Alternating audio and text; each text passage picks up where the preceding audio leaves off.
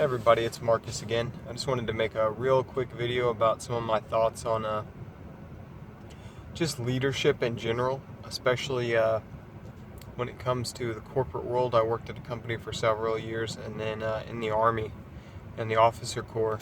I wasn't an officer, but from what I've heard and kind of how they run things. So, some interesting things about management. I've been an assistant manager for several years. And just that you'd think the Army would want to run things not like a business, because it's not a business. Warfighting isn't a business. You don't make anything when you're a soldier. All you're there to do is to train and fight. So with that said, I think it's really curious that they have so many bureaucrats in the officer corps. They have more generals, than they need. They have more colonels than they need, and they've got all these billets for officers that just go and lobby Congress and stuff, and that's all their job is. And it's kind of like a top-heavy organization, and I've seen so many companies, they become top-heavy because there's people, they want to keep their phony baloney jobs, as Mel Brooks would say. They want to stay at the top. They may not even necessarily be doing anything, but they need that money. Who can blame them? They want to make that $200K a year doing nothing, shuffling papers around, making PowerPoint presentations.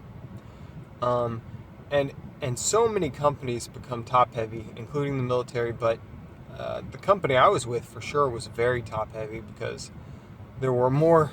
It seemed like there were more, buyers, more mid-level, high-level managers than there were employees sometimes, and that's ridiculous.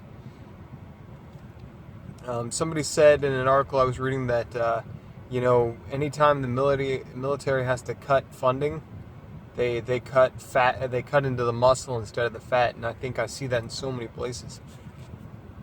There's so many unnecessary jobs out there. Let's take, for instance, in the retail world, there's a position called the district manager.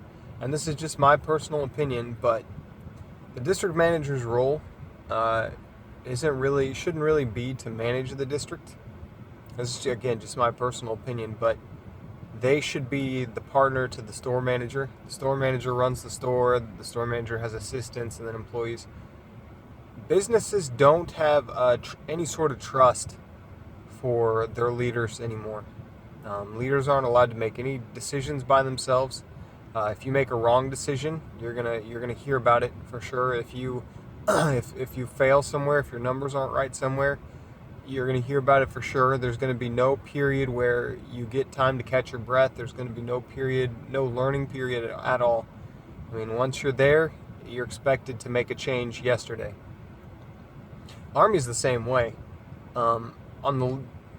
You hear so many times when you're in the Army that you're supposed to fix everything on the lowest level possible, but in reality, they encourage you almost to go straight to the top every time, because no buck sergeant, no corporal wants to make a difficult decision. And the reason for that is because they're scared, and they know they won't be trusted, and they know it will bite them later. If there's some sort of a conflict, like let's say a female soldier is being harassed by a male soldier, and she goes and talks to her team leader. Well, he's not gonna make any decisions about that. He's gonna go straight up, and the reason for that is because if he doesn't handle it right, it's gonna be his butt. And the same could be said to male soldiers if they're fighting straight to the top or something's just not gonna get done. There's no trust in leadership anymore, and that's a shame. And that's a huge drawback. It makes everything very slow, very bureaucratic. In this book I've been reading, they said that it takes 72 hours for a brigade level decision or something. That's crazy. That's 3 days to let the enemy, make all the choices they want, all the decisions, and then nothing for you. The biggest place you can see this at is in training. Leaders don't have any choice in what they train their soldiers at all. You will train what the general wants you to train, and that's that. I mean, straight on down. So if the general says you need to train suicide prevention for 6 hours, you're training suicide prevention for 6 hours. And, and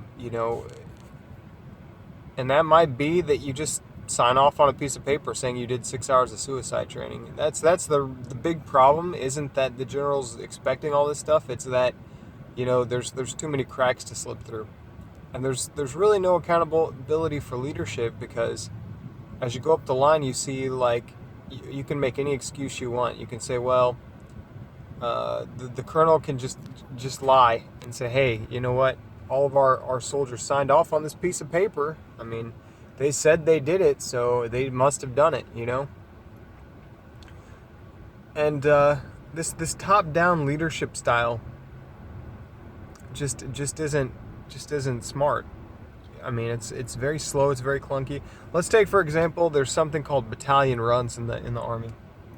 Huge tradition, very popular. Everyone, all the officers up top are like, yeah, we're gonna do a brigade run. It's gonna be awesome, because we're gonna have every single unit out there running with us. It's gonna build a spirit of corps, this and that. But it's so clunky. It's so slow, and that's exactly what the Army is. You've got these thousands of people all bunched up together, and you cannot make a quick decision at all. And other armies in the world don't operate like that. Take any Middle Eastern, guerrilla warfare that's going on right now. Do those people have brigade runs? I mean, oftentimes they're just guys with AKs, and they're able to do so much damage to our military because, we're just so slow in reacting. We're so slow in getting anything done.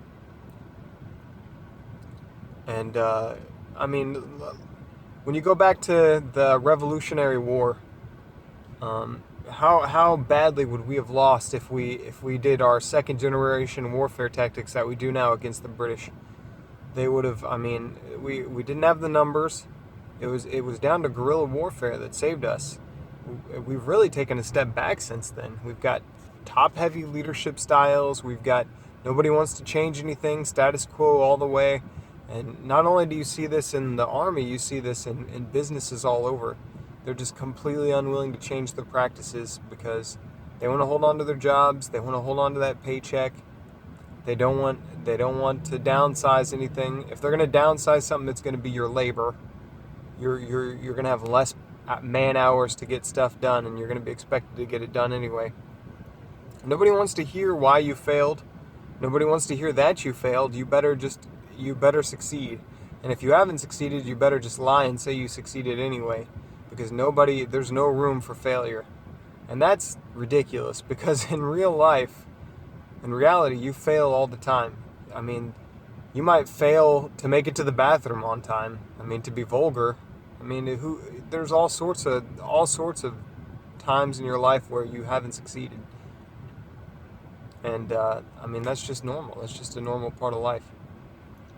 So I think that for leaders, there's so many articles about this, but for leadership to change in the Army, it needs to be completely overhauled. They should do something about it. I don't know if they ever will, but who knows? You can't just expect 1,000+ people to all be moving in tandem. My opinion would be this. The lowest rank possible is where it should start. That's where leadership should start. So, number one, let's get rid of specialist as a rank. I don't know why there needs to be a specialist rank in the Army. The Marine Corps doesn't have a specialist rank. The Navy doesn't have a specialist rank. It's a phony baloney rank. It doesn't mean anything. No, get rid of it. Private first class, if you want to move up, you're going to have to take some responsibility, and you're going to be a corporal now. You're gonna help 2 other soldiers. You're going to be their leader. E4 is just an excuse to go hide underneath a Humvee and take a nap. It's that sham shield is what they call it. No, that's got to go. You're immediately responsible. You've been in the Army for 2+ years. You're in charge of 2 other soldiers now. And that corporal needs to be able to make decisions. And then once he's a successful corporal and he's well known for being a good leader, bam, he's E5. I mean, and you know what? The promotion system in the Army is a little bit out of whack. It shouldn't take you 600, 700 points plus 6 schools to get promoted. I mean, you, your unit, it should be at the lowest level possible you get promoted. I mean, if you've satisfied your platoon, if your squad leader thinks that you'd make a good corporal, bam, you're promoted to corporal. And then if your platoon sergeant sees you've been a good corporal and he wants to make you an E5, bam, you're a sergeant. I mean, none of this going to a board to become an E5, that's crazy. I can see if you need a board to become a platoon sergeant, a first sergeant, I mean, you need to get the brigade involved in that. But these simple promotions to leadership, to junior leadership is crazy. This is just Private First Class Reynolds speaking here, veteran, but I mean, why does it need to be a whole thing? Why does it need to be like that? I understand they don't want to be overstrength, but what you see is people reclass so they can get promoted. You're losing your talent. You're losing all of your talent because you don't want to promote them because, you're overstrength. Why are you overstrength? Get rid of the people. Tell them they have to reclass. This is the Army. This isn't, the contract shouldn't be you're guaranteed to stay in that MOS. If you're overstrength, you're going to go learn how to do something else. I mean, I don't know. See, this is the problem with the bureaucracy in the first place. They sit around and they study this stuff, and then they can't even come up with something simple like, let's not be overstrength. Anyway, I'm getting kind of ranty here, so I'm going to wrap it up. But if you want to hear some more crazy opinions about the Army, just leave me a like, a subscribe, and I'll get back with you next time. Bye.